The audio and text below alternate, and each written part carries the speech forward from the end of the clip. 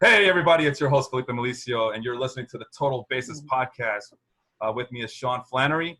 What's up, guys? And we have a special guest in Mario Margola. Mario, say hi to everybody. How you doing, guys? Thank you for being on the show today as we're going to recap our fantasy baseball league that Sean, Mario, and I just did. Henry's also in that one. Are you guys able to see Sean, can you see if it is blacked out on my screen? It says you're screen sharing, but it is blacked out. All right, let me start over then. Let me try that. Hey, it's all three of us here. Yeah. And as I was explaining, we're gonna do just a quick recap of our most recent draft. It's a baseball league that we've all been a part of. This year we are taking it up a notch and making it into a keeper league. Mm-hmm. So hopefully this is the start of something fresh and new and amazing for all of us. As you know what it feels like, Sean? It feels like I just asked you guys to marry me and all 11 of you guys said yes. That is somewhat what it's like, except there's some money involved, so I'm not really sure the legality of that based on where you live. Don't talk about first rule about fantasy baseball. Don't talk about the money if you're not sure. So, well, anyway, like I said, it's a recap. I don't know, Mario. Why don't you start with you? What were your thoughts? Have you ever done it? This was a slow draft. All right, it was a very slow draft. What were your? Have you ever done a slow draft before, Mario? I have. I'm trying to think of the last time I've done a slow snake draft. I've done a slow auction. I love it. I really love it, and I think it also kind of helps in the group setting we have because we're all in a group chat while we're drafting. And I mean, there are hours between picks sometimes. So you are generally talking to people. And as you know, I'm a chatty person, but like even in a draft chat, I'm not always able to talk as much.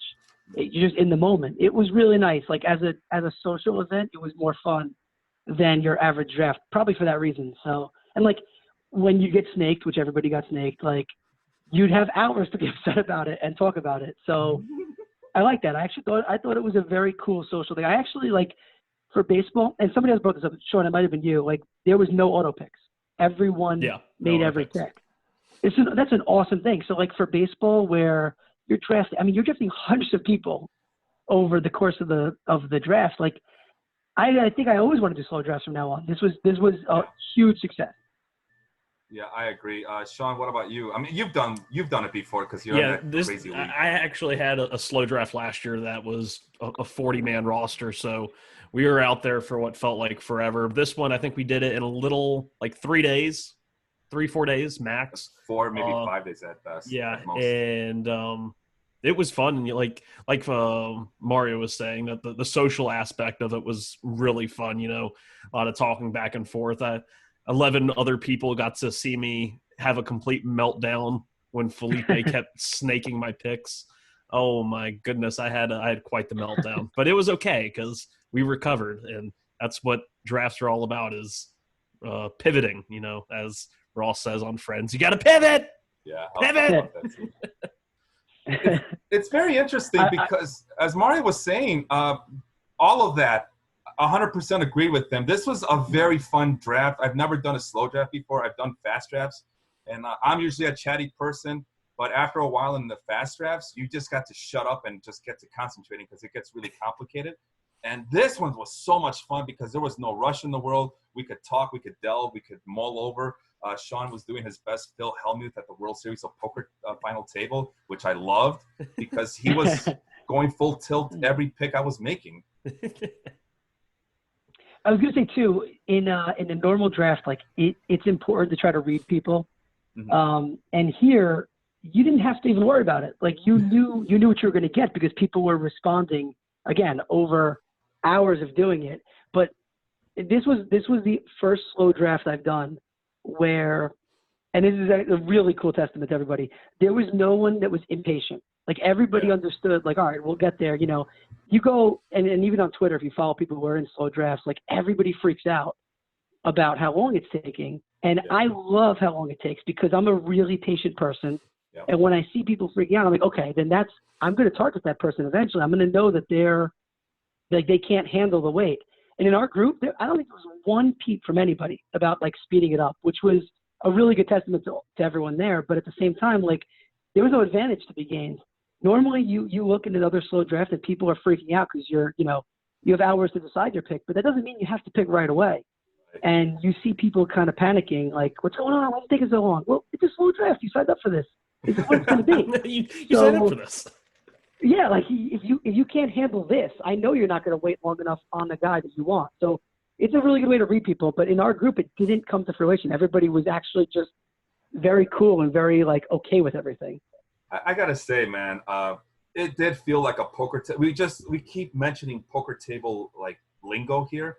It felt just like that. Normally, I don't give a damn who's in my draft. I'm too focused on my cheat sheet. I'm too focused on draft patterns. I'm too focused on all these other things, except for reading the room, as Mario was putting it.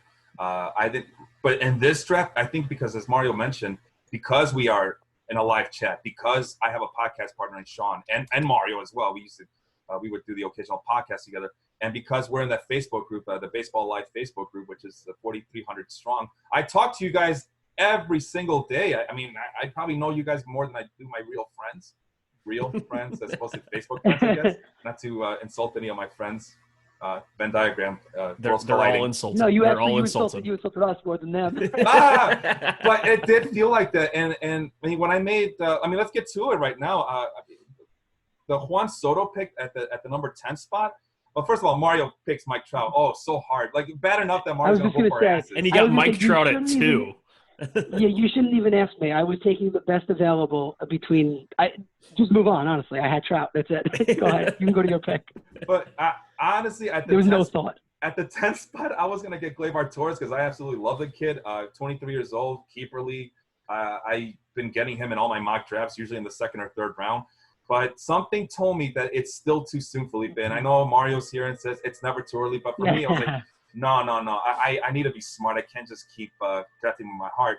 And I looked at who was available. By the way, a lot of good players available. It's always hard for me to pick in the first few rounds, as I told Vince on Saturday when we did our live mock draft, that it's really hard for me to pick in the early rounds because it's just so many good selection out there. It's like going to the liquor store. But I saw Juan Soto, and what's more impressive than a 23-year-old? A 21-year-old outfielder. I was gonna say you're talking about a keeper league, and you're upset that you got a guy younger than Gleyber Torres. Because I was stuck. I was like, well, should I go here? Should I go there? And it turned out that the best move to make was to get Juan Soto at that first round pick, which caused Sean to have a breakdown of sorts, going full tilt on us. As he's drafting right behind me. That one was I had a lot of different plays that I wanted to do at 10. I wasn't as angry about it, but I did predict it. I had a little side chat going on with Sullivan, and we're guessing. I was like, I know he's going to pick Young. We talked about this on the podcast, the fact that it's a keeper league. He's going to go Young. And I said, if Soto's on the board, he's going to take him. And, of course, I would have taken Soto if he fell to me at 11, but I wasn't expecting that anyway. So for those who don't know, I was glad to get Story at 11. Andrew O'Sullivan is the guy drafting at the 12 spot. I highlighted his name, Big Dinger Energy, in kind of a coral color there. He got both Alex Bregman and Nolan Arenado. Sean did pick Trevor Story, which is a nice backup plan, but this is what I wanted to talk about. So you picked Trevor Story, and then here comes O'Sullivan talking about how, wow, you guys really hate the Houston Astros. And like I said, normally I don't care what the chatter is. I take it with a grain of salt, what anybody says. But I took a mental note on this. First of all, I'm taking mental note of Sean going, freaking out on me. That would be later. That was 2 rounds later. I felt like in the first round, you're already freaking out. And then O'Sullivan talking about how he might just grab every Houston Astros known to man. And I go, that's interesting. I'm going to keep in touch. And I already know, I got 2 normally. Like I said, I don't care whose team we root for, but I already back in mind. I got both Mets fans right behind me. So I got those 3 factors going at all times. That is honestly, though, that is such an underrated huge part of it. If you know, and that, no offense to anybody, because I do the same thing. I actually don't say it, so this is probably the first time I'm saying it. I will never pick a Red Sox player. So if you're drafting – I've said that before, actually. But if you're drafting around me and there's a Boston guy, you're going to get him if I'm in between you and that pick. But it's so important to know because the people you're talking about too, they're not just Mets fans. They will seek out Mets players. So, you talk about reading the room, like that's an important thing. And I don't mind giving away my side. Like I'm never going to pick someone from Boston. So I say this not as an insult to the Mets fans. I say it as somebody who would do the same. You should know if you're drafting before me. I just want to point out that to give O'Sullivan some credit, he also mentioned that he was not going to be that Mets homer, which that one I kind of took with a grain of salt, but I also kept in the back of my mind, like, well, at least I'm safe from one Mets fan at least. And yeah, that was the thing in round 11 after you picked Tommy Pham. I already knew which two players I was going to go, and Andrew had said something, or I looked at his roster, and he didn't have any relief pitching yet. And I had Edwin Diaz as I knew I wanted Diaz as my second closer. And I said, there's no way Andrew's not going to pick him if I pass him up, because I knew I had two guys that I was going to go for. And I ended up picking Diaz, and then he went into his 11-12 turn, and then I picked Kyle Tucker coming out of it. And it's like, if it was somebody else behind me, I would have been maybe worried that Kyle Tucker would be picked. Right. But knowing that it was Andrew behind me and he didn't have any RPs, which is another very smart thing to do, is check the people drafting around his roster. It'll help. Most importantly, for your spot too, being one away from the turn. Yeah. In actually, me and you, we both did the same thing. I was 2 and you were 11. Like those are the most important ones to not mess up, because you have one guy behind you, and he can pick multiple. Right. And he's doing it for the next 24 picks. Yeah. So, the same way we're freaking out, we're like, oh my God, if I don't get a pitcher here, I'm not going to get one for 25 more picks. Oh, God. So is that. So but there's a that's second, where you're right. It was a good one. There is a second freak out that I want to mention from Sean, and I think it just kind of goes back to what all these little things are going on, and this is like part of the psychology. As Mario and we talked about it before, you could tell a lot about a person when you draft with them in fantasy sports, but more like fantasy baseball, more to it than anything. Totally. In the third and fourth round, this is where things get interesting, and this is where all hell just breaks loose, right? So I need a pitcher. Okay. So did I, jackass. Okay, well, I was really hoping that I can get both Noah Syndergaard and Luis Castillo. They were in my keeper league, in my other keeper, the Mardi Gras Madness League last year, and I would love to have them come back to me this year. But I know very well that there's a good chance I only get one at the 10th spot in the third round. So I wanted Luis Castillo, but I also wanted Syndergaard, and I know I have two Mets fans behind me, and there's a very good chance that I can get both if I get Syndergaard first and Castillo. Like, it's not a good chance, but a chance nonetheless, as opposed to if I get Castillo and then Syndergaard. It's better than picking Castillo and then Syndergaard. So, I mean, that's why I went with Syndergaard, because I got two Mets fans. Yeah. Okay, so right. Sean gets mad and goes on his Tony Hawk skateboard freak out here. He starts skateboard. He had an ADP of like in the 50s. The only reason I was going to pick him at 311 was because, or at 35 overall, was I knew that it was going to be forever on the way back. Yeah. And I know I need to get that starter. Yeah, and so I thought, I mean, his ADP is still like 20 picks away. There's no way anyone's even thinking about Syndergaard. Mario, may I out of nowhere, I get sniped from Syndergaard. I cannot believe you're using ADP in a draft that involves Mario Margola. It's never too early. Man. That is very true. There were a couple of picks that he made, and I was like, "Yep, that's Mario." I got to be honest. I'm looking at the screen right now, and I'm like, "Why did I take Aaron Judge and not Noah Syndergaard?" So, if this conversation happened a week ago, I probably would have stolen him before even Felipe stole him. Well, Luis Castillo would have been on my team. Yeah, exactly. But then Sean does the inexplicable, and the only thing is that I concluded with him drafting George Springer as opposed to Luis Castillo right after me, is that I am convinced that Andrew O'Sullivan and I were living rent-free in Sean's head because of what Andrew O'Sullivan said before about, you guys are hating on the Astros, and then he goes and picks an Astro. So I'm thinking, okay, well, Andrew O'Sullivan's going to be the guy who's not going to hate on the Astros. So I'm thinking, well, Sean picked George Springer because of that. And then Sean gets mad again when he realizes that O'Sullivan picks Luis Castillo in the next those were going to be – I wanted to do the two hitters to start off and then those two pitchers to anchor my rotation. And I hadn't said anything to O'Sullivan about who I was picking. He saw me, rage about Syndergaard. And the plan all along was to get both of them, like you wanted. I wanted to do what you wanted. We were on the same wavelength there. And so right after I get sniped from Syndergaard, Andrew and I feel like we did a pretty good job of flipping our end of the draft. And so he made his picks really fast, especially the night we started.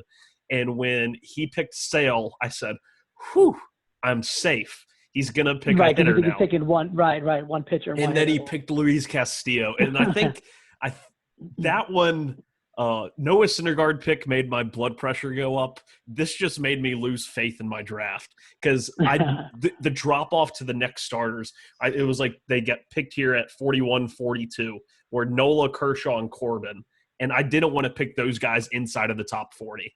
And I was like, I'll just wait. I mean, they're already kind of in that second tier. So I guess I'll just go hitter again. And I got Ketel Marte at 38th overall, which I thought was kind of insane value. I'm not expecting him to hit 30-plus home runs again, but if he bats 300 and is in front of he has Starling Marte in front of him now and Eduardo Escobar behind him.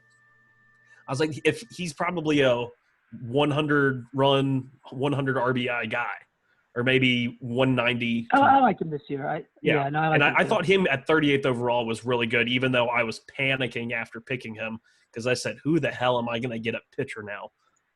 Just to read a comment here, James Handevode, he's one of our members in our baseball, not just in the life group, but also in the league. Just wanted to mention how much he hates me because he had originally named his team the Cinder Guardians. Well, should have tried harder, man. Should have tried harder. Mario, I want to ask you a question. What was your proudest moment of this draft? Is there like a highlight that you can that comes to mind? I'll actually start with a negative. Really, I actually do think I blew it with my third round pick, and it wasn't because of Aaron Judge. It was because I should have taken another pitcher. And I just kept saying to myself, I've done a million mock drafts. I've done a couple other drafts. And the fourth round, like there'll be pitchers left. Like Kershaw will be there. Nola will be there. I don't think Syndergaard will be there because of the Mets fans. And I really blew it. I should have taken, I guess, again, the injury to Judge changes it. But even if he wasn't hurt, the speed at which pitchers went in the third and fourth round, like there are 1, 2, 3, 4, 5, 6, 7, 8, 9 pitchers gone between my third pick and my fourth pick. So I blew it. That was the mistake I made. Is that why you went young? I noticed that you went very young for the rest of the draft. No. So that was after, and that was my proudest moment, actually. The people I love and I've been trying to get in every league is Zach Allen, Mitch Keller, and Sean Manaea. And I got them in 1, 2, 3, 4, 5, 6. Now it was spaced out nicely, but I kept freaking out because in every draft I've done, one of those guys has gone too early. Too early that I couldn't get them. So every time I ran to a point where I was like, all right, I don't like the options here, I'm going to go with one of these guys, and I ended up getting all of them, which makes me feel a lot better about missing an ace because one of those three can be really good. They're probably not going to be great all season, but they'll be good for a while. And then the other one that I'm just happy to be looking at that I really like is Anthony Rizzo. I've had a really hard time filling first base. Like that has been my weakest position in every draft. Yeah. And it's because I won't pay for the guys that should be paid for, and I can't find anyone late. So I just happen to really like Anthony Rizzo. And this format, I know we have doubles as one of the stats. I think we have walks as one of the stats. Yeah, walk to strikeout ratio. Yeah, I changed it. Yeah, so I'm like, you know what? If I'm going to make a mistake, like that's a guy that I'll make a mistake with. So my proud moment was getting the three pitchers that I really like in Gallen, Manaea, and Keller. And then also getting Anthony Rizzo. But, of course, I'm looking at the screen, and I just love Mackenzie Gore. And knowing that this is a keeper league, that you guys are going to start stealing my players because you know how I am, I was like, all right. That was one of those where I said, okay, I'm going to get him in the next round. No one's going to take him. I'm not going to get excited until it's my pick. I'm not going to freak out. And then, like, 2 picks before me, like, oh, my God, I'm going to get him. I have to, like, please calm down. Nobody mess this up. So that's where the slow draft really hurts you, is when you spend – a whole day thinking about what you're going to do, and you're like, please don't backfire. So I actually risked Keller to get Gore for what that's worth. Like I took Mackenzie Gore on the first of my, I guess it's kind of the turn pick between round 12 and 13. And I was like, all right, if I got to do it because if somebody knows me who's picking behind me and they're not going to get another pick for 24 picks, they're more likely to take the big sleeper or the big keeper in Gore than they are to take is Sleeper and Keller. Yeah. So I'm happy that worked out. That was just, I got the young pitcher I wanted. All of them. I'm huge on Mitch Keller, and I was thinking about picking him, but there was no way I was going to do 146 overall. I was like, that one I just had to tip my hat because I was like, I really want Mitch Keller, but I don't have the cojones to do it like that. Well, you know what? I'll be honest. I never, obviously we joke about it. I never mind taking someone early. The truth is, between Gallen and Keller, I can't accurately judge where they're going anymore. They've both gotten hyped too much that I just can't tell you when's the right time to pick them. So for me, it's before someone else picks them is the only answer I could think of. On the board, answer, but, on the screen, I have Mario's team up on the board. You see that, Sean? Yes. What do you think of it? You like his pitching? You like his starting pitching?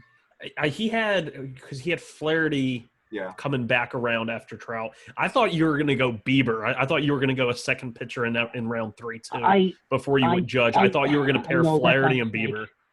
That was my mistake, honestly. And the Biggio and Rizzo picks, I loved back to back. It's like I told you in the chat, I loved a lot of your picks. And then there were some that I was just kind of like meh about, which were Sanchez. Hoskins was great value for what you ended up getting him at, 170. Right. What was Mania? I'm kind of like in between on. I'm not really sure how good he's going to be. I loved McKay at 242. But there are a lot of I offered to switch teams with him.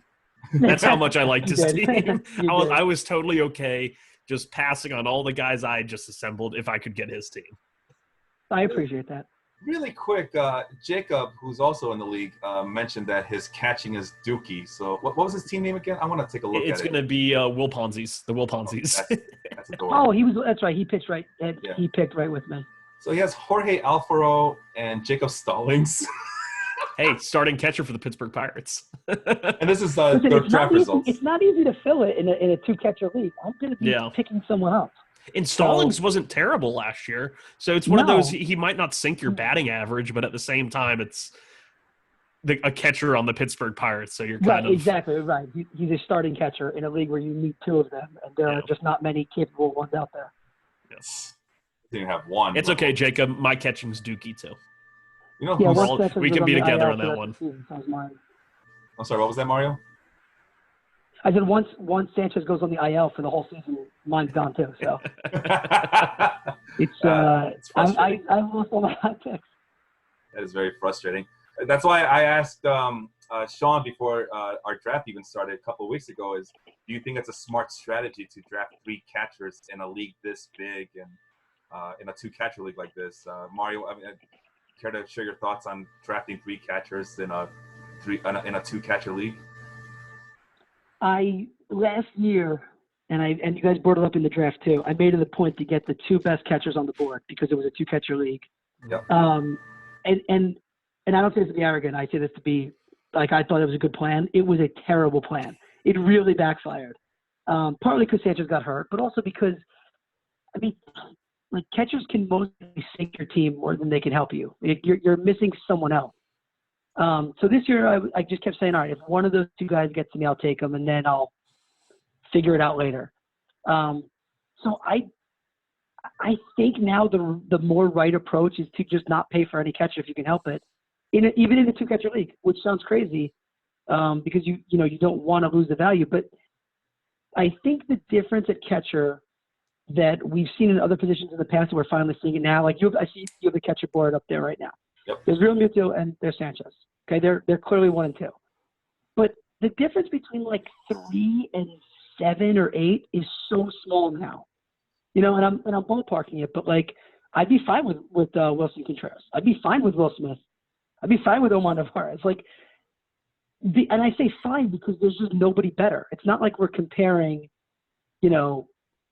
Trout to a number 2 outfielder somewhere. We're comparing literally 2 catchers, one of which is now hurt, to everybody else. So I honestly think it's just grab the volume you need to fill the spot. But I can't justify going crazy at catcher anymore, even with sleepers, because there are some of them. There's just no one's worth it. That's what I've seeing in my own moves. I mean, when it comes to catcher, I feel like I reached completely to get Danny Jansen at 179, but look at all the guys that were picked in front of him. Like that's all of the catchers were gone in the top 150. Right. And Ricky, is he your starter? He's your first one, right? Yeah, he's my number one. I mean, I'm riding or dying with Danny Jansen this year. I was going to take him too, and he has a lot of the post hype sleeper. This time last year he was easily in the top 10 for catchers without really having even played, and he was very unlucky. If you go to Baseball Savant, he outperformed or underperformed basically all of his expected statistics, and he has the inside track for the starting job thanks to Reese McGuire's inside job work. But that was the thing when Felipe picked Carson Kelly at 154.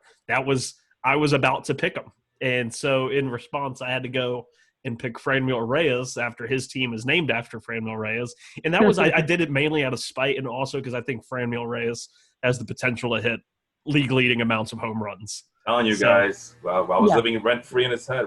I mean, you were completely. I can't remember how many times I said, that's it, I'm not going on the podcast anymore, which probably had Felipe worried on Saturday when I actually didn't show. He probably thinks he was serious. No, and I was never concerned. I have plenty of backups for you, man. Don't worry about it. Go ahead, Mario. You were saying. You draft more backups than we do catchers. Oh man, this is basically what the chat was in that during the 5-day exactly. draft. This was it right here, and it's like an extension of it. It was insane. I know we already talked about how much we loved it, but I mean, we're still like, I'm still gaga over it, man. I'm still like, I can't believe we just went through that. And the reason we started so early was because we were worried that we weren't going to go through 31 rounds before the season opened on March 26th, and now we're just kind of twiddling our thumbs, wondering what to do now. Do we make a trade? Do I make a pickup? By the way, I'm sorry, I have to if you're in the league and you haven't noticed, you're only allowed 7 ad drops for this upcoming period. So choose them wisely because we're not going to reset it at when the season's when the first game is starting on March 26th. So. Good. That's a good point, actually. Yeah, I just know. Yeah, and a lot of people haven't made their bench pickups yet. I made sure I did that when everyone was still technically waiver eligible. I was like right after the draft, I went in and made all of my claims. But you can just add them as free agents now to my fellow members of the league. Yeah. I waited for free agents too. I'm still waiting. I picked up the kid from the Padres, the bullpen guy, Andres Munoz, I believe. Is that his name? Munoz. I saw that one. Yes. 21-year-old, risky, but he throws 100 miles an hour. Good He's enough. Totally fine in this format, though. You have Holtz, right? Yeah, Holtz is in here too. Yep. Then he's totally fine. Well, Sean, aside from you freaking out, do you have any positive that came out of this draft for you? I mean, it seemed like you were just. Oh, I was frazzled. That was my thing. Was I felt. And I had done a previous draft just the night before or 2 nights before this draft, and everything literally went perfect. No one sniped me. My strategy that I wanted for this team and this format worked 100%. And then I get Trevor Story and Jose Ramirez, who I'm still high on Jose Ramirez. I'm ready to get hurt again. I mean, I basically picked him number 4 overall last year, and I picked him at 14 overall this year, which for him just to only drop 10 spots when he was considered, a top 3, top 4 player last year, I still feel like there's tremendous room for discount just because even when his bat slumped in the first half, he was still running. He was still getting RBIs. I mean, he wasn't completely sinking my team. So I felt I had this strategy, and then 4 rounds in, I'm in a complete state of panic. I have 4 hitters. Clayton Kershaw, Aaron Nola, Patrick Corbin all go off the board, and I'm stuck to wonder, and I had no clue what I was going to do. My 5th overall pick. This draft wasn't good. This draft wasn't easy, by the way. So no, it was just for what that's worth, like this was not an easy one to navigate. I mean, my first starting pitcher off the board for me was Tyler Glasnow at 59 overall in the 5th round, and I realized Tyler Glasnow only pitched, like 70. I mean, granted, those 70, 80 innings, he was one of the best pitchers in baseball, but I need depth. And so once I picked Glasnow, I kind of had this idea that I need to get all of the guys from that second tier. Like if I can load up on guys in this middle second tier, top of third tier, and I just get 4 starting pitchers that are all right there, then I can offset not having a traditional ace. So I went Glass now. You also got Ohtani, right? Now that I'm looking at it. Yes, I did pick Ohtani. He was part of my phenomenal pick. I got him at 83rd overall, and this is going to to be a split week schedule. So yes, I'll be able to start him the part of the week. One guy. Yeah, well, yeah, and he is as one guy. He doesn't have starting pitcher eligibility yet because he didn't start any games last year. But this was one of the beginning of my run on pitchers. I went from round 5 to I believe round 11 before I drafted another hitter, or round 12 maybe. Yeah, my next hitter was Kyle Tucker in round 12. So I picked 6 straight or 7 straight pitchers. Yeah, wow.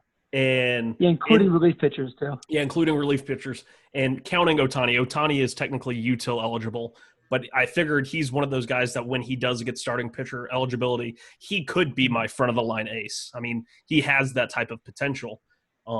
So I picked Glasnow, Wheeler at 62 on the other side of my turn. I felt like that was a reach, but I really like Wheeler's upside. He looks great in his spring training start today. He struck out Arias, Astudillo, and I can't remember. I think it was Jake Cave or Cave, however you pronounce his last name. But those first 2 guys are guys that never strike out. So it's like the stuff is there. He made Astudillo look silly. Like he did like a spinning turtle action in the batter's box. But it was Glasnow, Wheeler, Ohtani, Roberto Ozuna. I wanted to get my number 1 saves guy. Had him last year, and it worked out great. I got Montas in round 9, 107 overall. Julio Urias from Los Angeles on the flip side of that. I was going to take, I think I was going to take in the next round. I think you. I had a feeling you were in on him because this was after you had just made a young pick that I was like, okay. Yep. You had picked Gallen the round or 2 before, and I had a feeling you were going to go back to pitcher. And then I picked Edwin Diaz in round 11, and that was my string of 7 straight pitchers, which I thought to me was just I would have never found myself ever doing that. But the positive was after 4 rounds, I think we did the first 4 or 5 rounds in one night, the first night, I was panicking. I didn't know what I was going to do. I thought, like, this is the beginning of a dynasty league, like, and I'm starting off terribly. I don't have a pitcher. And then by the end of night 2, which I think we got to around 11 or 12, I felt much, much better about my pitching because I targeted young, upside starters and closers. I mean, all of them. My oldest guy is Wheeler, and he just turned 29 or something like that. He's actually, I thought he was 30-ish. Or he might have just turned 30. That's what it is then. But Diaz, Ozuna, both young, crazy upside starters, or not starters, relievers, but have upside save potential. So if it's anything, it's don't be afraid to pivot to a strategy that's completely unknown to you, because that's what I feel like I did. Well, I would have never in my life picked 7 straight pitchers, especially in these rounds. But there were a lot of hitters that I trusted to be there late that I'm much more comfortable picking up hitters late than I am picking up pitchers late. So it's Zach Wheeler's 30, by the way. He is 30. He was it probably in the off season? Age 30 season, sorry. Okay. Age 30 season. Okay. So, and that was one of those things was, I felt like I pivoted extremely well. And after the string of 7 straight pitchers, I felt like I had a pretty competitive pitching staff, even though I didn't pick a pitcher in the first 4 rounds. Like, I still think my pitching can compete with anybody else's, even though I didn't get any of the big upside guys or any of the big, top 10. Like locks. Yeah. Yeah. And I got Tyler Glasnow as a top 20 or top 24-ish pitcher as well. So that's not too bad. Zach Wheeler's on the outside looking in on that list at top 25. So you did what was best of the situation that was handed to you by me and O'Sullivan. By you. So, I wasn't the only one. I mean, like I said, I had a roommate the whole night. Yeah. I was going to ask, so you got a couple of things going against you. So you're emotionally, like, letting your emotions get the best of you, and you're admitting to us that you are in your head. I don't know, Mario. You ever get that emotional about a draft before? So I told you what I get is before my pick falls to me, which is funny because for somebody who's so aggressive with my picks, pretty much nobody ever steals my guys. But the moment before, like usually the pick or two before, I get really freaked out. I'm like, oh my God, it's going to happen. I'm going to get whoever it is, and I'm going to get Mackenzie Gore. And then I'm like, oh no, what if somebody jumps in and takes him? What if somebody knows how aggressive I am? And this is the moment. So almost never after, because honestly, it usually doesn't happen. I'm usually too aggressive that nobody was thinking of taking whoever it is. But my emotions are before the pick, and I'm freaking out. And then when they get to me, I'm like, yeah, yes. And the downside there is that I don't give it a second thought. So, like, there's always a good chance literally my biggest risk is always that I'm missing someone else because I'm being aggressive. That's always the chance I'm taking. So my emotions get me there where I've put in however long it is before the pick comes to me saying, okay, this is it. If Mitch Keller is here, I'm taking Mitch Keller now. I'm not taking a chance. Right. But that doesn't actually mean it's the right move anymore because I've just, I've put so much effort into it, so much emotion into it that I have to pay out now. So that's my emotional, whatever you want to call it, dive. I gotta say, this is probably, I don't mean to brag about myself, but I'm gonna brag about myself. This is probably the first draft where the sniping that I usually experience in my other drafts was kept to a minimum. And I know Sean mentioned about like having to change your draft strategy on the fly. I was doing that left and right. Like it's like something Mario and I talk about. Well, what's the best approach? You go aggressive, or you just kind of get a laid back approach? I've been trying to be more aggressive and taking more of Mario's advice, but this was vintage. I actually like you. I like this. I saw what you were doing this time, and I've drafted with you before. I think this was your most get my guys draft you've had. And by Luzardo at 82 shocked me. I was going to reach on Luzardo. That was going to be the guy I was going to reach for. I was going to try and get Ohtani on the flip side. And then you picked him, and I was like, that was something I didn't anticipate. I really did want Luzardo. He was going to be the next pick, so another top 10 round snipe from Felipe. But it was one of those things I had to tip my hat and just say, I wasn't expecting Felipe to do that. That was, right, that seemed out of character. But I was like, that's a great pick. I think Luzardo should be going top 100 in every draft. And after his 8 strikeout performance yesterday or 2 days ago, it seems like his ADP has gone up and kind of the thought process on Luzardo has gone up. But, yeah, that one. I was going to get Ohtani on the flip side of that pick over at where I got Ozuna. Well, I've told Felipe this. I've probably told both you guys this on the podcast in the past. I hear so many times Felipe like run down what he did in the draft, and then he always says something like, "Oh, and I really wanted this guy, and I didn't take him there." And I'm always listening, and I'm like, "Then why didn't you take him?" I'm like yelling at my radio. Like, why did you take him? So, and I've told him this, and like this was the first time that I was like, "Oh, like he definitely wanted that guy. He definitely like you can see like Yoan Moncada I really liked, and I don't know. I think I took Vlad before him, so I probably wasn't getting him.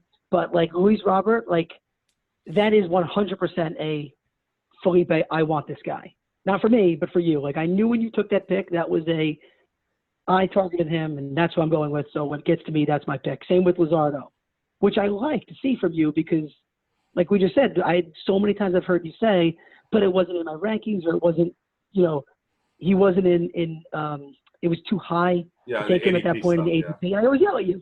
This was the first time where I'm like, there's no way that you stuck too closely to a script. You probably deviated more than you ever deviated and landed with like a really, really nice team of super high upside. Let's put it that way. And definitely would be good. And the Luis Robert pick started a trend, Felipe. You're going to tell everyone that trend that happened to you?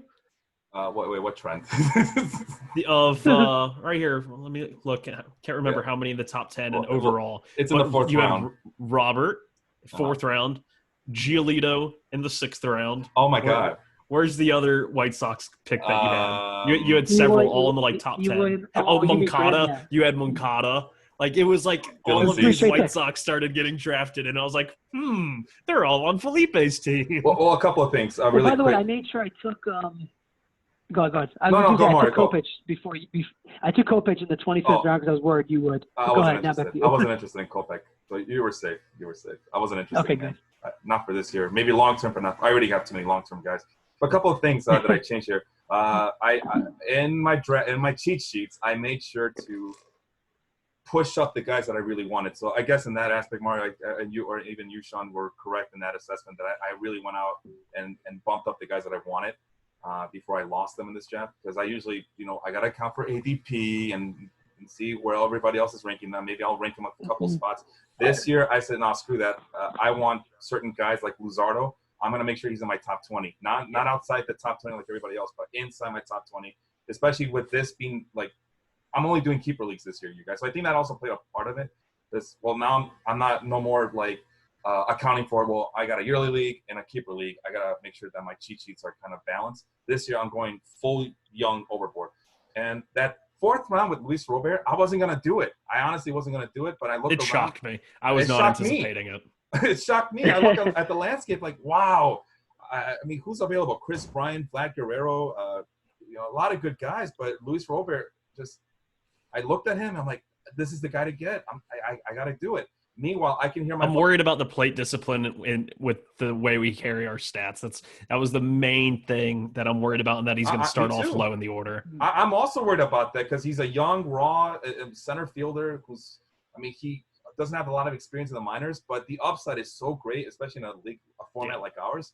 I had to do it. If I'm going to draft young, I might as well go full tilt on that strategy. And that, like you mentioned, that started a trend for the rest of the draft. And all I can hear my friend Matt Bushnell, who I used to do a podcast with, and we're on the other keeper league, I can hear, well, Felipe, you're turning into me now. Like, oh my God, I'm turning into Matt Bushnell. Because he drafts up nothing but White Sox. He's the biggest homer I know. And I turn into him. And I know you're not a homer when you draft. And so that's why I thought it was so funny when, like, 3 picks in a row, it was all White Sox guys. Listen, man, the fantasy profile on those guys that you mentioned, Giolito, Moncada, Luis Roberts, and even Dylan Cease to a lesser extent, I'm like, well, if did you get Cease? I get Cease, yeah. Okay, nice. I didn't see. I missed that pick. Well, they all further down. They all fit the trend. They all. Fit I would hope so. Good point. I was thinking to myself, if they were on any other Major League Baseball team, I would have been gaga over it. And they're right here in my backyard. I got to take advantage. And if there were the San Diego Padres, it'd be a slam dunk, and I wouldn't be saying I'm turning into Matt Bushnell or turning into my other friend Matt Ellison, who is a Padres fan. No, I swallowed my pride, and I went full homer mode. But it just so happened that they fit the profile that I was looking for in this draft, and that's what happened there. So let's see what else. Mario, how long do we have with you? I know you have a hard stop at a certain time. Just a little while longer, if you don't mind. I don't want to. Honestly, I talk about drafts forever. This is literally my favorite topic in the world. Well, I feel okay. Well, but that's the problem. If I don't cap it, I'm never gonna stop. Let's give you the final word on this one, so I can let you go. I think you've mentioned you had a hard step at the top of the hour. Any final thoughts on this draft? Any final thoughts on draft in general? Any words of wisdom you have for us? Let me see. Well, first of all, while I scroll, I should tell you before I forget, today is Mario Day, which is a very special day that you had me on. So I am super grateful. If you don't know what that is, go Google it. It's what's your day? It came out by accident.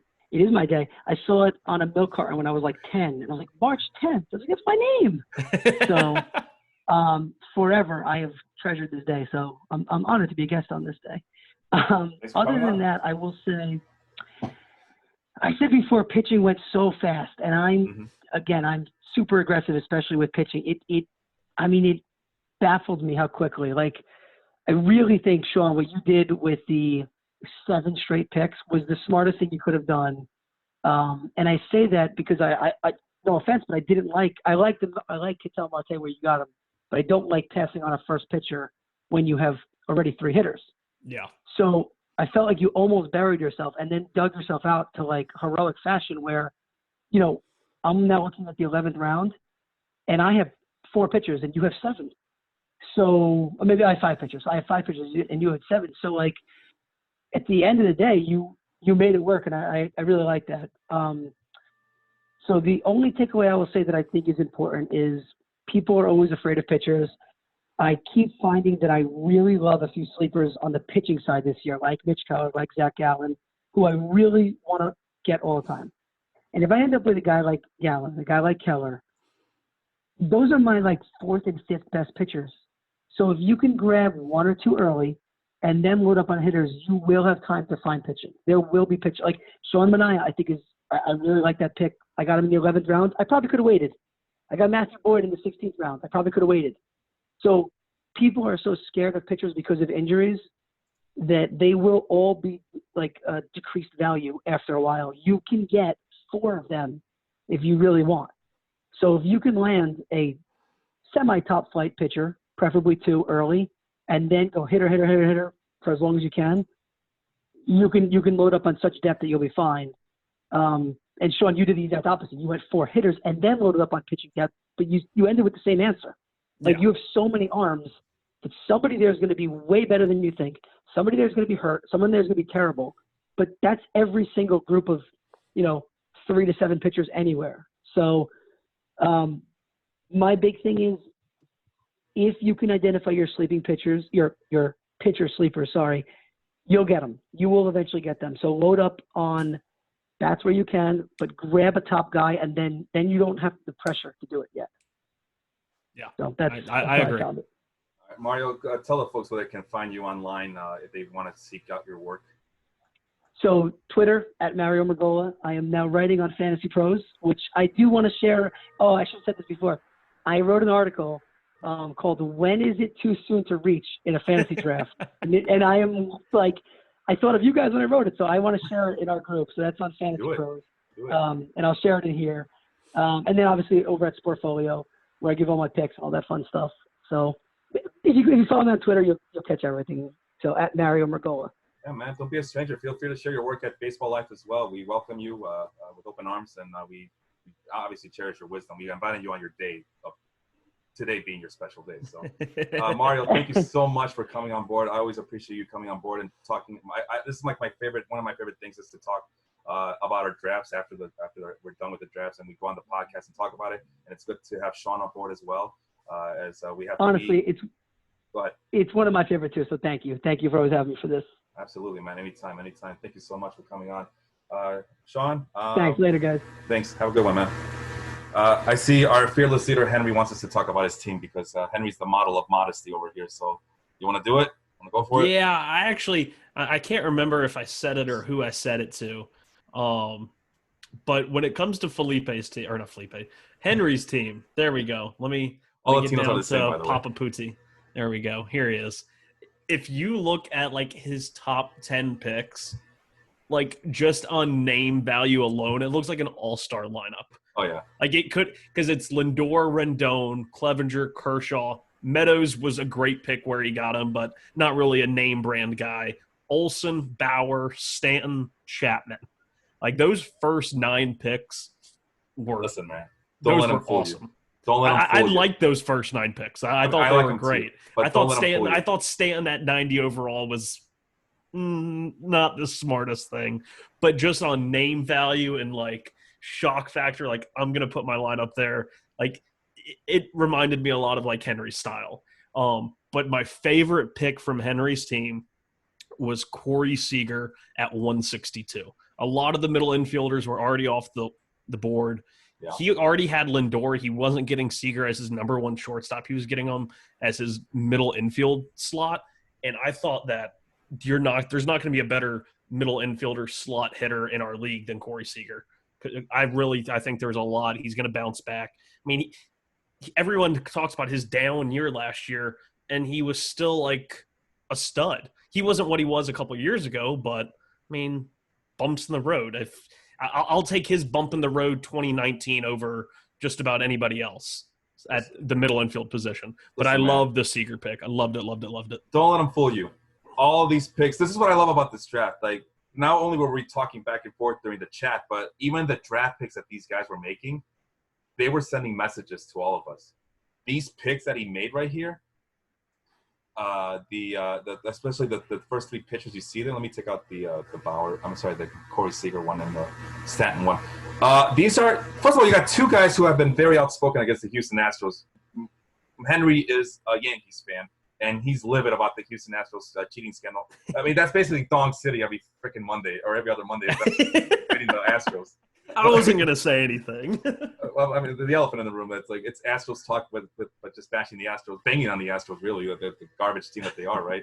And then Clayton Kershaw, who got screwed in the 2017 World Series by the Houston Astros.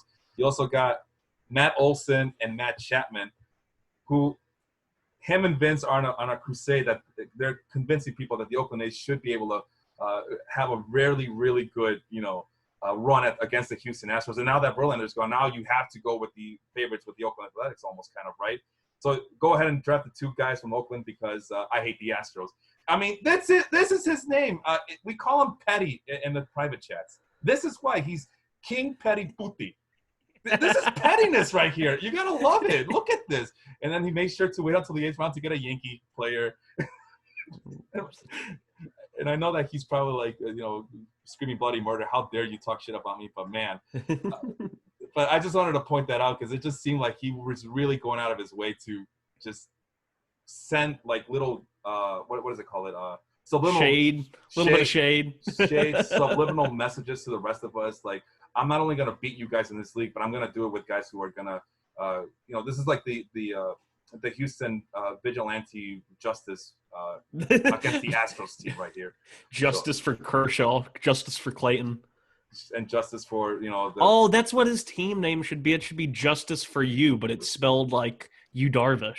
I mean, that would be a good team name. I mean, he spoke glowingly about you Darvish when you Darvish was picked. I mean, you notice that he spoke. Yeah, man, I like him. I think he mentioned that he's going to be the Cy Young winner. Like, I wonder why.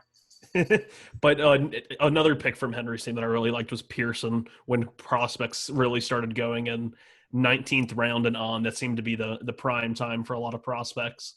I picked Madrigal and Bart, and I was thinking about Pearson, but I realized how weak I was at catcher, and so I went with Bart instead. But Pearson was a great pick. I can't fault him for that. Yeah, there's no shade thrown there. I love Nate Pearson, and I was kind of bummed that he got picked up by Henry at that point. I mean, Henry has some nice picks all around. Especially in a keeper league. Like that, Pearson is such a great pick in a keeper league. I mean, this team is stacked. Even if, like number 15, Pagan, even if he doesn't, get any saves, he can get holds in this league. I mean, that's pretty invaluable as well. And then you got Melanson. Again, if he fails to be the closer in Atlanta, he can get holds in the late inning role. Buster Posey, an oldie but goodie, in the 19th round to be his number one catcher. And then he turns around with Robinson Chirinos, which I'm kind of shocked because he's an ex-Astros. But what, is he redeemed because he doesn't play with the Astros anymore? I don't know. But that's a hell of a 1-2 punch right there. Not the best, but it's a nice floor, safe 1-2 punch at catcher with Buster Posey. Yeah, and, the only thing that would worry me about his team would be there's not one set closer on it. But that since we do have holds, and he does seem to have a stranglehold, he has a lot of good Oberg, I guess, is kind of – he closed for the Rockies at the end of last year, but the Rockies have come out and said that Wade Davis is still a closer. Yeah, so I'm not really sure. That's the one glaring weakness I would try and address, but he has the pieces that he could move to maybe get a reliever on the trade market. But he went the opposite way with a lot of us compared to a lot of us. I mean, I just highlighted Tommy Conley right here. I highlighted him because I really wanted him. Even though I was in the middle of drafting all my prospects, I really wanted him just for the holds and the high walk to strikeout ratio that he potentially can have. He picked them up instead. So there's a strategy involved here that I didn't see when the draft was going. But now I take a step back, and now I see where the method to his madness was. Okay, well, if these guys are going to close maybe for the first couple of weeks, it's okay. They'll still be on my team because they can contribute in other categories and in other ways.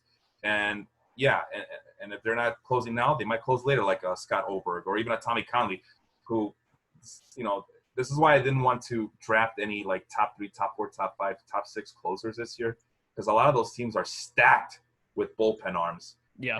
And I waited. That's why I waited till like the middle of the top tier, or the guys who were ranked between 10 and 15.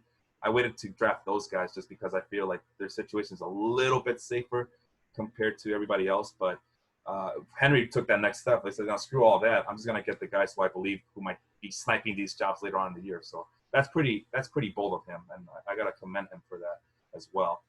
So that's Henry's team. That's a team to look out for in this league. Andrew O'Sullivan wants us to talk about his team. You ready to talk about his team, or you want to? Yeah, let's go for it. All right. What's his team? Oh, Big Dinger Energy. Yeah. Well, it's the old sniper team here, and he sniped well, he didn't snipe that, but he started laying the groundwork for what his method to his madness would be for the rest of the draft. With the Alex only Bregman. one he really got from me was Castillo. But I will say this, in some private communications, Andrew had the quote of the draft. I don't think he said it in the fantasy chat, but he sent it to me, and he said, if I get Bregman and Arenado at 12-1, y'all people need some Jesus. And lo and behold, he got Bregman and Arenado, which I feel like if you're out of the 12 hole, like last pick in the draft, I don't think you could start much better than Alex Bregman and Nolan Arenado. Like, yes, you're going to have to fight for pitching later, and I'm not crazy about both of his pitchers. I love Castillo, but I still think there's some underlying issues there. And then he has Chris Sale. I think he whiffed on all three of the starters, but that's just me. But he started great. I love those first two picks. I like Castillo. I'm a big fan of Luis Castillo. I mentioned that on Saturday with Vince on the mock draft. I was able to snatch him up in the mock draft, something I wasn't able to do in this draft. But Barrios, nice pitcher, little bit of upside left. This is what worries me is that Chris Sale won. But, he's still a top 20 pitcher even before the injury, even with all the question marks.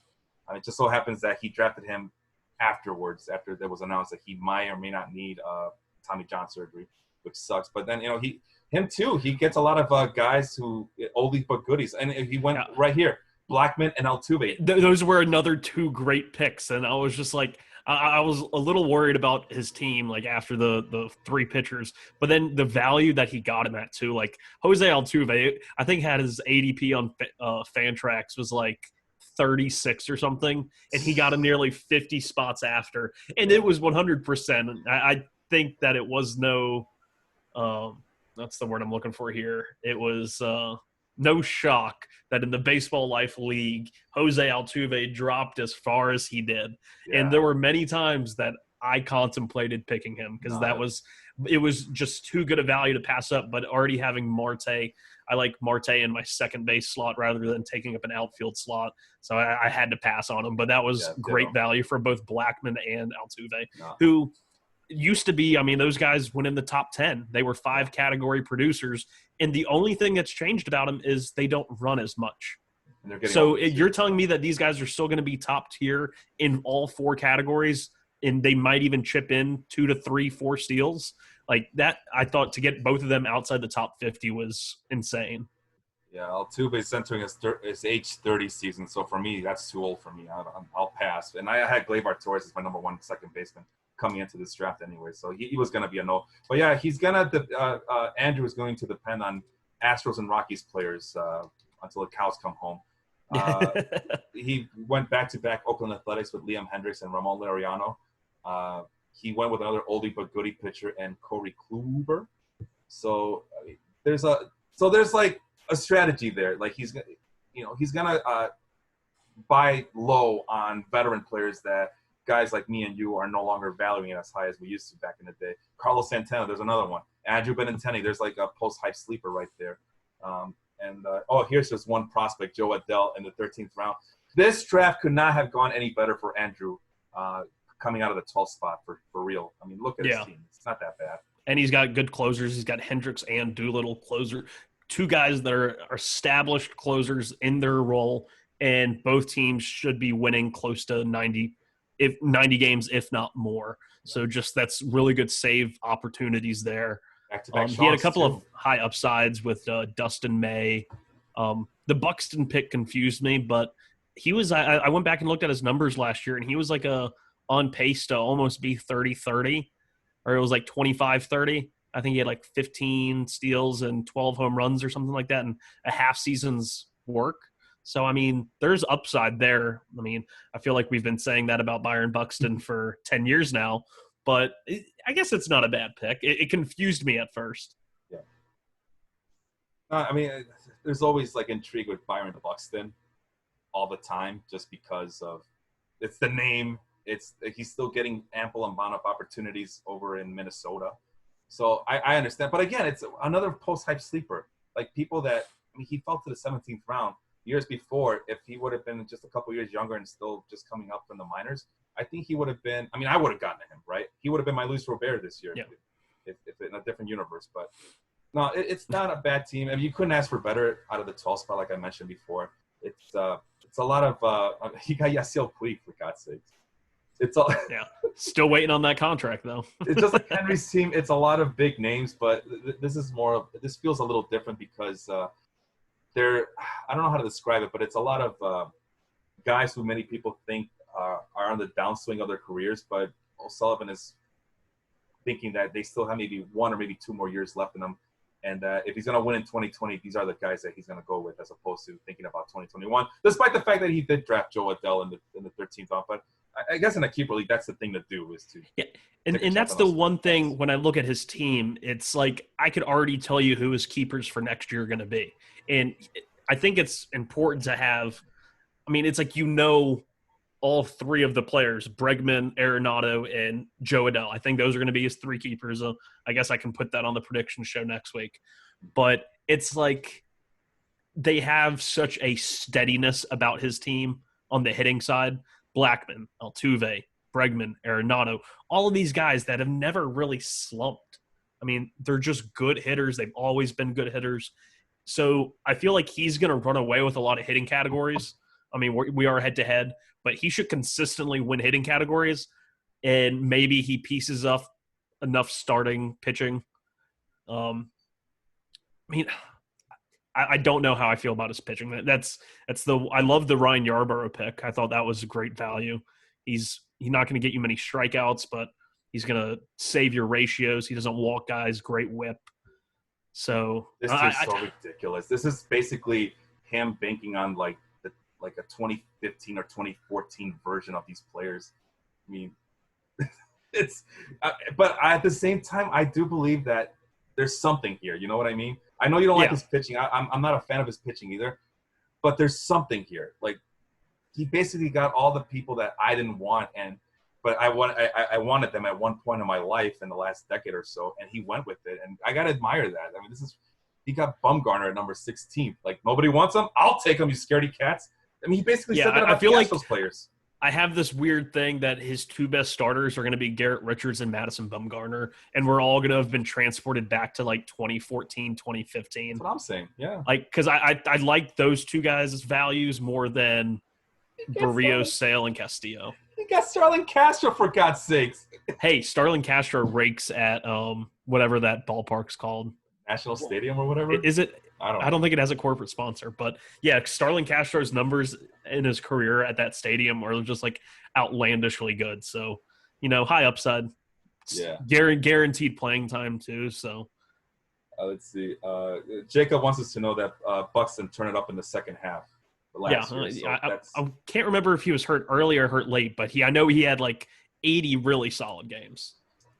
And Henry also wanted to point out it's exactly my theory. If I can't get saves, I'll get holds. So that's what I was mentioning.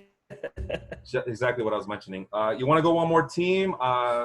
You got a team in particular you want to take a look at, Sean? Make your choice. I liked what Swolhey Jack Tani. I liked what he did. And that was Wheelan. That was Wheelan, I believe. And he felt like the full youth movement, or maybe he wasn't. I don't know. It felt like he did.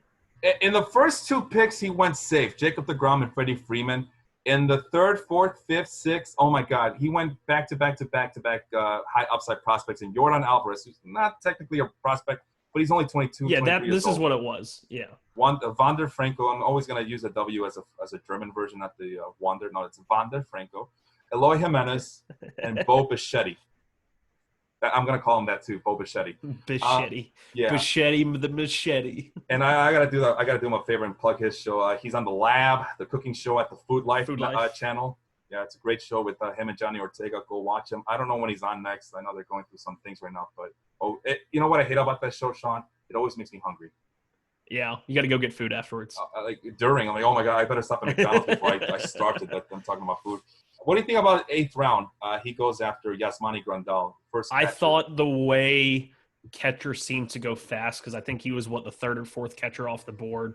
I thought that was pretty good. I'm not trying to think who his other catcher was. Tom Murphy at 230. But I liked kind of how he established. I'm interested to see who he picks as his keepers next year. I think that's my only worry about him, is Wander Franco doesn't graduate, or if worst case scenario, Wander Franco actually plays for the Rays this year and isn't eligible to be carried in a minor league slot over to next season. Because then he's got a lot of really good players, unless he doesn't keep DeGrom or Freeman, which that would shock me if he didn't use that, and they'd be guaranteed first-round picks next year. But Bichette, Jimenez, Alvarez are all great picks. I like Carlson at 225.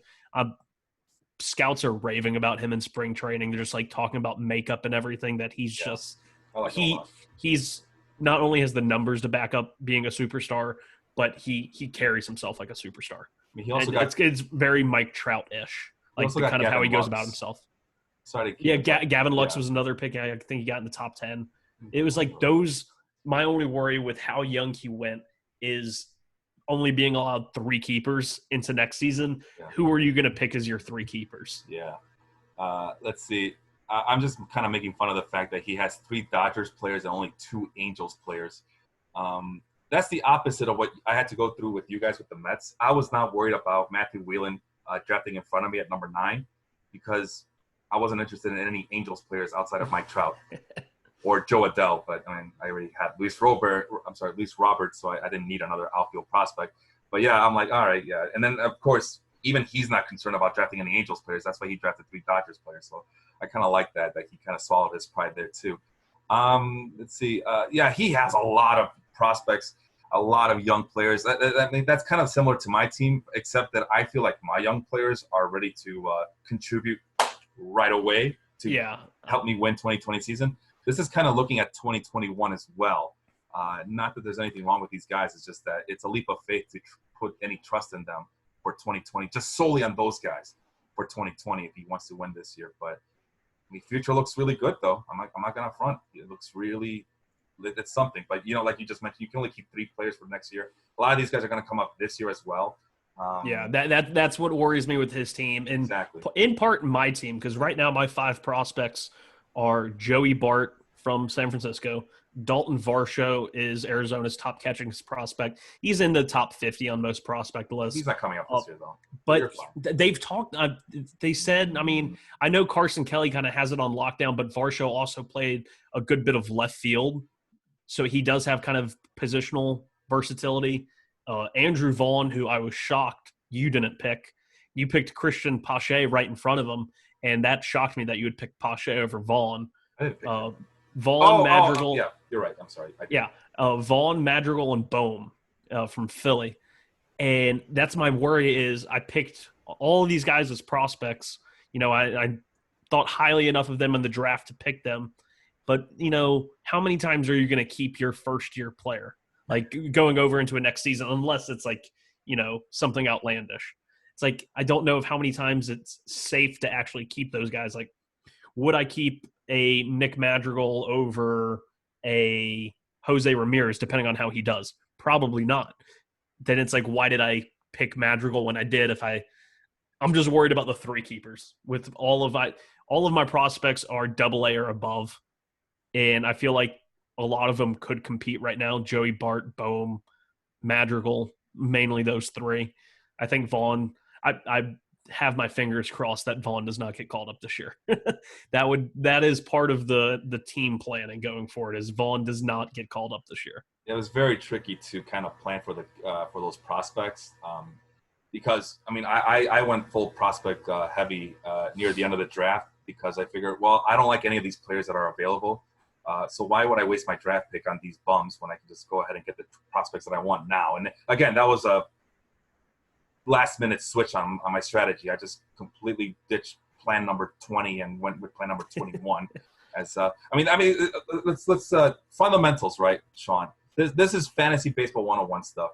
I think the problem with the most people is they get mad, and present company not included, but they get mad and because they have a strategy, and now they're all it takes is one draft pick, one guy to just or one person to surprise, make a surprise pick that wasn't expected, and everything goes to shit.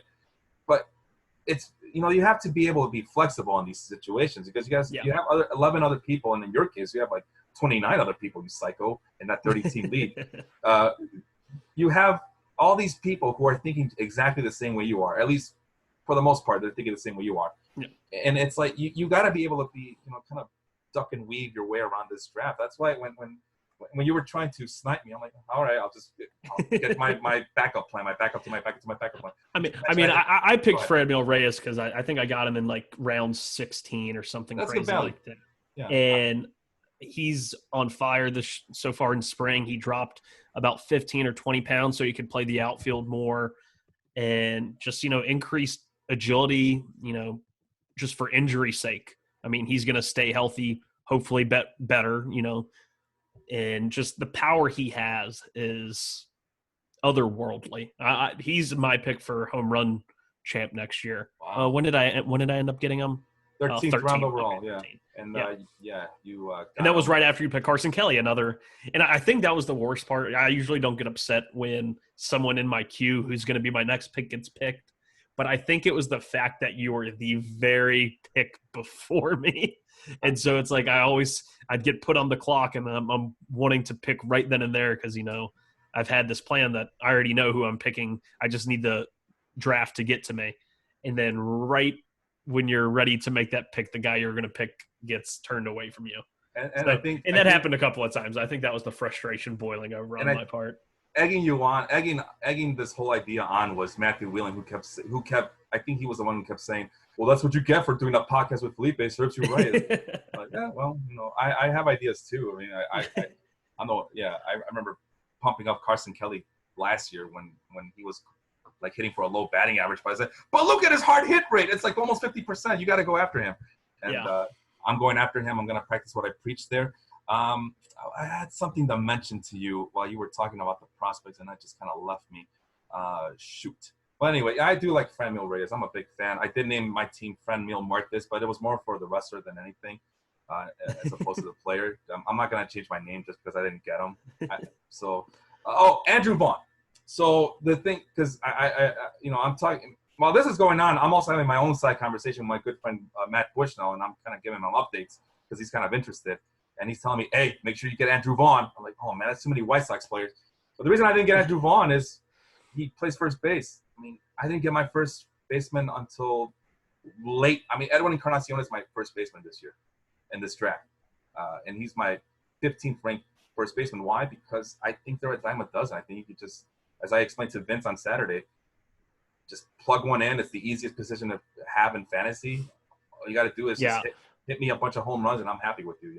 The one I picked I picked my first baseman only 2 rounds in front of you in round 16, and I picked Luke Voit, and that was mainly because I believe in the plate discipline, the hard hit ability, the lineup, and number one reason with Voit, the ballparks he's going to play in with his plate discipline and hard hit ability.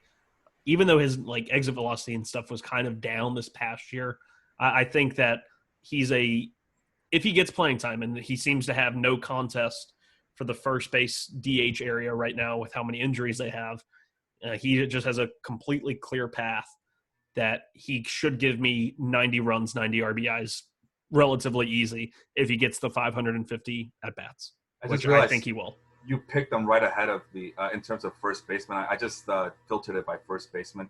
So I ranked Edwin Encarnacion as my 15th best first baseman. I picked him as number 14, not including maybe other guys who might have multiple eligibility. Just going with whatever Fantrax lists as a first baseman. And you drafted Luke. Well, whatever you drafted him as, probably.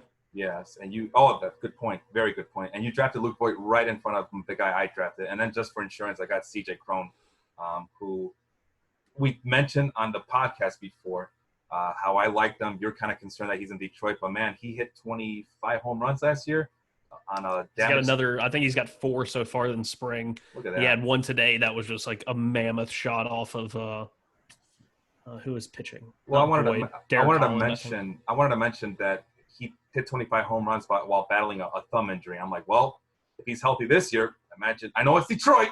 Yeah. But imagine what he can do when he's healthy. So and he's one of those guys, the hard hit numbers completely support all of his production so far. And so you got CJ Cron very late. That's actually a really good pick. Yeah. So what would that I picked Yandy Diaz well before CJ Cron, but I'm a really big Yandy Diaz guy. I know you are. I'm not. I'll admit I'm not. I see why people like him, but I'm like, man, first of all, he plays with Tampa, which they're platooning everybody and everything. It bodes well for real baseball, but for fantasy baseball, it would drive me crazy. Yeah, right now, according to most lineups and how they've been using him in spring, he looks like he might be missing the cut in terms of being forced to have a platoon partner. But the option is still there if he struggles against right-handers, or if he gets hurt, then when he comes back, it might not be to a full-time job. It might just be on the short side of the platoon. Yeah, but Wally Pipp all over again with that yeah. team. Like getting hurt is like the worst thing you could be in Tampa Bay. By the way, I just wanted to point out Andrew O'Sullivan did admit that he was dumpster diving this whole draft. So, hey, 2014. Hey, make 2020 2014 again. All right. Yeah, like the Astros, he's always around trash cans. Bang! Wow, Sean, look at you, man. We're at. I don't talk very much about that whole thing, but when I do, I go for the throat. I had one question for you, Felipe. It can be the last one. Okay, go ahead. What was your favorite pick of the draft? In terms of value, or just you got the guy you wanted? What was your favorite pick of the draft? All right, let me. There was plenty of moments. I mean, I feel like I mentioned the big ones already, but let me look at my team really quick. I know I like Jesus Luzardo, but that's because I moved them up high in my cheat sheets. Let's see. I got Hector Neris. JD Davis was kind of fun because I know that pissed you off. Yeah, that one I was a little miffed by, but when you picked him, I had a lot of options. Like that, I knew kind of I was going to go one of three ways, and only one of which involved him. So I was okay with it. Well, you mentioned that you went back to back starting pitchers at one point in the middle of the draft. I kind of did the same thing very late in the draft because out of necessity, because I went out of my way to pick closers and hitters and all that. And then this little run, I went with John Gray, Josh James, Dylan Bundy, Jose Urquidy, and Dylan Cease. So even though, I don't know, it was also kind of funny because I also drafted these two guys right here, Josh James and Jose Urquidy, which I was avoiding Astros players at the beginning of the draft, it seemed like, just because. Not because of the – well, a little bit has to do with the cheating scandal, but a lot of it also has to do with that this team is getting older, and I kind of wanted the younger players on other teams. But I did get two Houston Astros players with some upside, Josh James and Jose Urquidy. Hopefully they can come in this year, lock down that starting rotation for the Astros, and pay off big dividends for me. The other one that I like, I know this is a kind of a cop-out because they're just, they're prospects, so it doesn't matter at this point. But Bobby Witt Jr. is a guy that I really, really like. And in my other league, I'm kind of pissed off at the way that the guy who got Bobby Witt Jr. on his team, I'm kind of angry at how he was able to get him on his team. So I made sure to, if I'm going to draft all these prospects, I got to make sure I get Bobby Witt Jr. as well, so I don't miss out. So I kind of like that one just from a revenge standpoint, just kind of taking it out. You were able to get him in another league, and you're like, I got him now. Yeah. So my only worry with the Witt pick is that after 4 years we're redrafting, and is he going to be up in those 4 years? Yeah. I mean, right now the Royals are kind of set up the middle. It's like one of those things where if he sits on your minor league slot for 4 years, then doesn't really hurt you. But at the same time, it's like, I'm not sure if I would have picked him. I avoided a lot of the prep guys just because I don't think that they're going to give me anything in these next 4 years. No, that's a very good point. And listen, I was worried about that too, just with same thing with Jared Kelenic as well. But it is because he does play for the Royals that I'm like, in that third year, I'm counting on a mid-season call-up. Right? Yeah. I mean, that's what I did last year. And maybe he wins you your league in year 4, and it was all worth it. Yeah. Well, no, year 4 we start over again. So. Oh, okay. That's what it was. Okay. So I mean, a lot of these picks are made with that 3-year window at hand. So win now, win later kind of thing. And with Bobby Witt Jr., I'm really hoping that mid-season call-up, because it's like Mario and we discussed a long, long time ago. Some of these prospects, you might as well just stash them on your team, even in yearly leagues, because by the time they get called up, they're automatically the best waiver wire pickup in your league for that time. So I'm looking 3 years ahead, kind of like what I did last year with Bo Bichette and Nick Senzel, when I just kind of kept them on my roster all year long.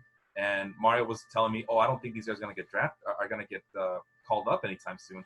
Well, guess what happened? They got called up later than I expected, but they got called up nonetheless, and they paid off dividends.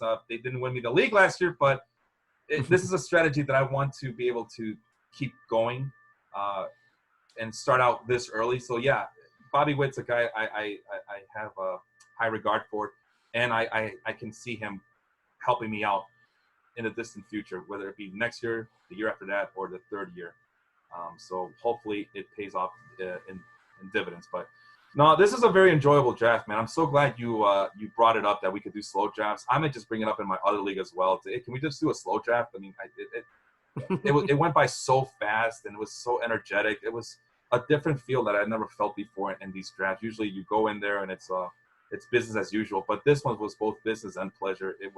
I felt like I was at a bar with you guys, and all 11 of you guys. Hey, maybe one day we do a live draft in a bar. Hey, well, we brother, can do that one day. I've been trying to do that. I've been trying to do that with my other league for a long, long time now, and we can't get our schedules together. But if you can bring it up, you and Aaron and Aaron's my tri-commissioner on this one along with you. If all three of us can figure out a date for everybody else to kind of synchronize in the middle of March or even late February, I'm down. If you're down and if everybody's down, hell yeah, I am. But we'll see. It's really hard to. I mean, shoot. The reason we went to the slow draft was because we couldn't get everybody together for a fast draft on a single day. You know. Yeah, it's tough. It is very tough. But no, I brought up the favorite part of your draft because it was not really a single pick, but it was, after I picked the 7 straight starters and felt like I had finally balanced out my team, I looked at hitters and I said, oh, I just missed on all of these hitters. Like I had to pick pitchers because I knew I needed them. And it was the 3 next picks after I picked Edwin Diaz in 11. And I filled out my outfield. And I feel like I'm set up to have one of, if not the best outfield in the league with Springer I got in the 3rd round. But then I got Tucker, Reyes, and Reynolds. And I'm not sure what it is. I think each one brings a little something to the table. Tucker could be like a 25-25 guy. Reyes could give me 40. So many home runs, 40 home runs. And then Reynolds is set to bat, I think, 2nd or 3rd. I mean, and he's going to be an easy 90 runs and maybe even a batting title contender. And I felt to get all 3 of those guys, 3 picks in a row, really made me feel like I wasn't shorting myself on hitting in the middle rounds. And I just feel like each one brought something to the table. And getting those 3 guys all in a row was by the time we got to the 15th round, I picked Danny Jansen. But those first 15 rounds, I kind of looked back at my team and I said, okay, I think I can win with this lineup. Maybe. I don't know. Maybe we'll see when the actual games start. But those 3 picks in a row I loved. And then Herman Marquez I'm really excited for because it is a split league and I picked a couple extra starters on the back end. And I only plan to use him when he pitches away from Coors. I'm going to see how that strategy works out in the first few months. Only start him when he's on the road. Maybe it'll work. Maybe it won't. But we'll see.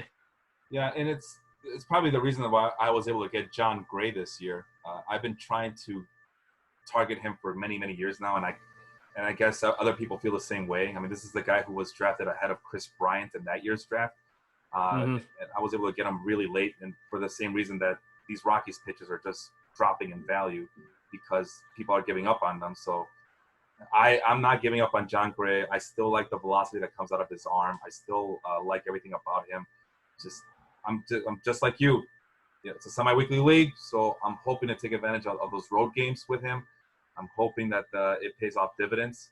Because it'd be a shame that a guy with that good of a skill set to be this bad all the time. You know what I mean? Stuck in Colorado. Oh my God. There's no cure for that. There is no cure for that at all. So we're gonna have. I mean, it's just. No, you're good. I was just gonna bring up the outfield situation. Do you really have the best outfield? That's gonna be a question that we're gonna have to ask everybody else in the league. Who has the best outfield? Because I think I have the best outfield in the entire league as well. So let me look. You have Soto, Robert. I'm worried about. Solaire's going to hit. Solaire's the answer to my Franmil Reyes. Tommy Pham. When you picked Tommy Pham, like I was thinking about it. I was like what am I going to do with this pick? And I was like, I really wanted to get Pham and Diaz, but I had a feeling that Diaz wasn't going to make it through. And then you picked Pham anyway. And I was like, okay, he made my decision for me. Definitely going Edwin Diaz here. And there's another one where I knew that if I don't get him, one of you guys is going to get him, either you or O'Sullivan. Although now looking at O'Sullivan, I think even Tommy Pham might be too young for Pham's him. plate discipline is going to be awesome in this league. Yeah. So he's going to be batting in front of Manny Machado. So he could lead the league in runs next year. He could be the Ketel Marte of 2020, I think. And he's not going to sink any of your other categories either. He's going to be bat 275, really good on base, lots of runs, a 2020 guy. He can give you 20 home runs and 20 steals. So I really like that pick for you. I thought that was a great value. And that goes, and not that all of a sudden I just kind of, what do you call it, as I turn off the cheat sheet there.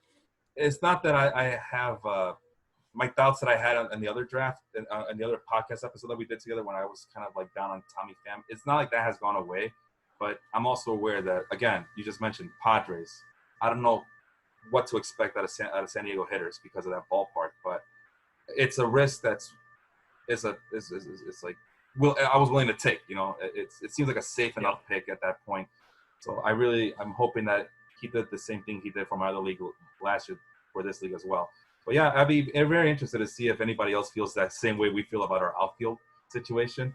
So, but like I said, yeah, I feel awesome about my outfield. Awesome. James loves my outfield. James Edwin Scott, regular listener, he loves my outfield, and if he likes my outfield, that means I must have done something right? Because he's not very easily pleased here.